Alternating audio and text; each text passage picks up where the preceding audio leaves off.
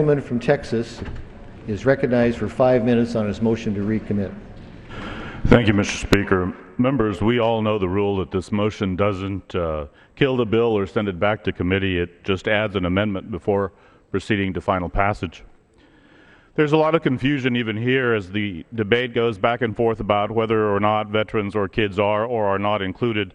There's a lot of apprehension around and across the country about the sequester and the budget and the government shutdown and how that impacts many, many different services. Because SNAP is a hybrid program, part automatic and part not, the benefits that it provides are in jeopardy. So regardless of whether or not SNAP and the cuts here today affect kids or veterans, this is a safety net. This motion to recommit simply says that there will be no delay in benefits for kids, for the elderly, for the disabled, for pregnant women, in case of a government shutdown or a default. Much has been made of this huge philosophical divide in this chamber, but the truth is that there is a lot of consensus, too, a lot of commonality. All of us want efficient government. We all love our kids. We are all taught to respect our elders, and we are all grateful for the services of our veterans. And yet, in typical congressional fashion, this bill decimates an efficient program that's not even broken. It has only a 3% error rate, a very low error rate.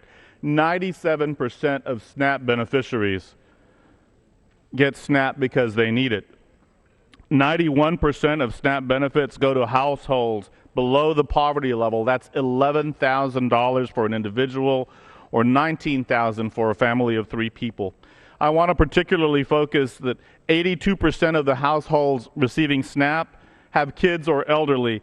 210,000 kids will lose their school lunch. And for many, it's the only good and reliable meal that they have. As a parent of a young son, I bet I know some of those kids. And you know what? I bet you know some of those kids too. The nonprofit group Feed Our Vets says that the gentleman will suspend. The House will come to order.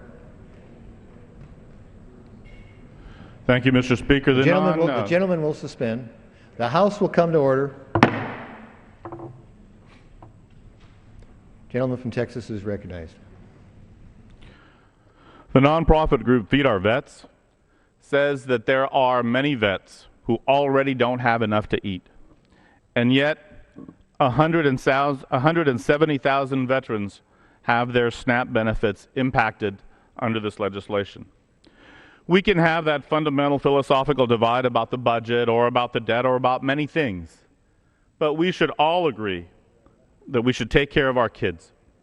And we can all agree that we owe an obligation to our veterans.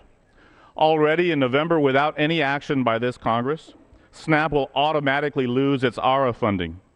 The average beneficiary gets $133 a month. That's about $1.40, a little under per meal.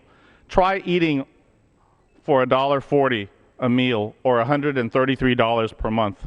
San Antonio's food bank already serves 58,000 people per week.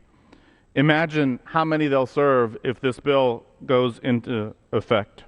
And speaking of San Antonio, there's a young lady there, a working mother of 3 kids. Her name is Delaney. She works full-time at a doctor's office. That's 40 hours a week. She raises 3 young boys, one the age of my own son.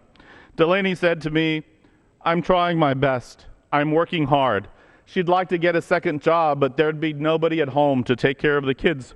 SNAP isn't a luxury for her by any means. It's a necessity. The family relies on that, especially towards the end of the month when their budget is tight, to help them put food on the table. If we can make the program more efficient, let's look at that. But this bill cuts $40 billion without public testimony, without public hearings, without investigation, without input. Somebody just decided that $40 billion needed to be cut. It is not a well-reasoned or a reasonable approach. Our veterans deserve more than that.